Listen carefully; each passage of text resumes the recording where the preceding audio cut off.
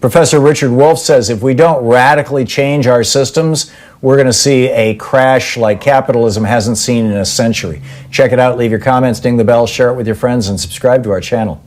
We're talking with Professor Richard Wolff. His latest book, Understanding Socialism. His website's democracyatwork.info and rdwolf.com. You can tweet him at Prof. Wolff. Professor Wolff, I was reading a piece in the Financial Times this morning about the repo market. It was a rather lengthy piece, actually.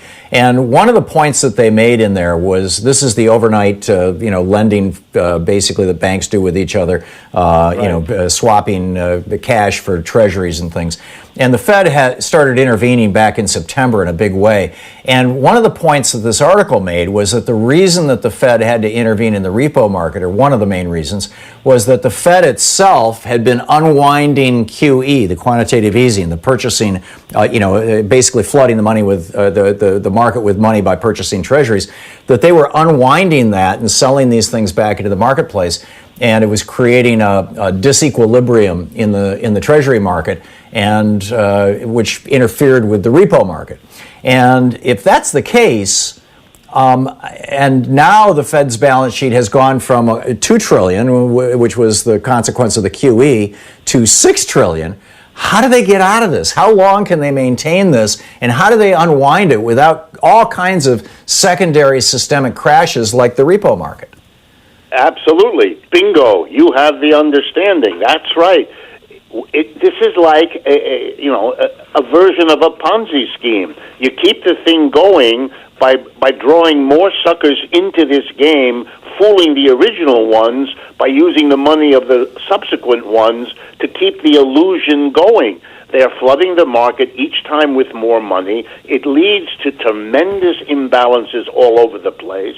And then they try to solve those by pushing in more money, which is a temporary fix, just like the Madoff plan. You temporarily satisfied the early investors by giving them a big chunk of what the later investors gave you. Eventually, when the moment comes that you can't do that, for whatever reason, then the jig is up and you can't continue. But they're so panicked that they can't think like that anymore. So you get that in the article you read when they realize the connection, but at this point they don't feel they have any option. And given who these people are, the Powells of the world, the Trumps, and the Democrats too for that matter, they think, and they've thought now for 40 years, that whatever the private sector does will work itself out, is the best way to go. Capitalism is the best thing since sliced bread. The job of the government is simply to get them through the rough patches when they occur.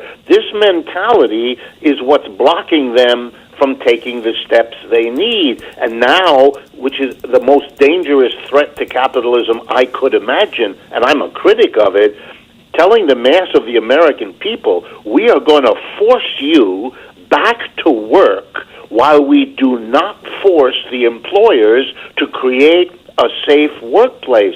This is a level of a choice between one disaster or another that the mass of people are slowly going to understand is the desperate final gasp of a system that can't give anyone anything other than two equally horrific choices. That's a system that's exhausted. And I think somewhere the Fed kind of knows it, doesn't know what else to do because of the way it thinks. It can't think a bottom-up strategy the way you described it, giving everybody the money, which, by the way, is what Franklin Roosevelt in part did in the 1930s. You don't have anyone in a position of power in either party who's willing at this point to go in that direction or offer it.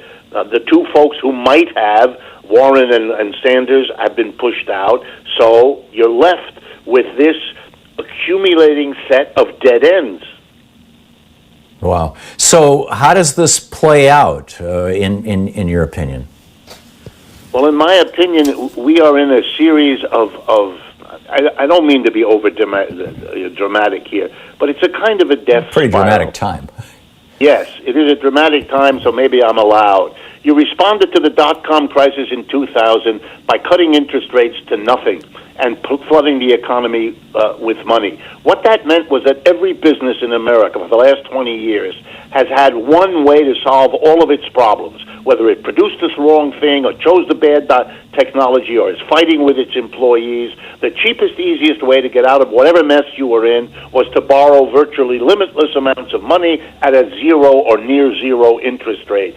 So the corporate sector went crazy, overloading itself with debt, which is now offloading onto the Federal Reserve. I mean, no matter what you're training, this is a crazy process in which the solution to the dot-com crisis in 2000 set the stage for lending money to the mass of people who couldn't afford a mortgage, so that collapsed in 2008, and now you're seeing the corporate collapse under the trigger of a virus which, instead of being handled as the medical problem it is, leads to a kind of collapse of the system. These are desperate, panic-driven acts of a system running itself out of gas. It is a terrible time, not least because the system and the people who lead it have no idea how to get out of this mess. Well, I would think that they know about trickle up. They're just unwilling to do it because they think it's something like socialism. And they can't think their way through to saying our strategies have failed. We must change a basic direction. That's a difficult thing for leaders ever to do, and we're stuck with leaders who are probably less capable of thinking their way through and are therefore literally the conductor on a train headed right for a stone wall, and we're already at that point with 30 million people unemployed. If ever you needed a change of direction, that very fact should be the index you have to move.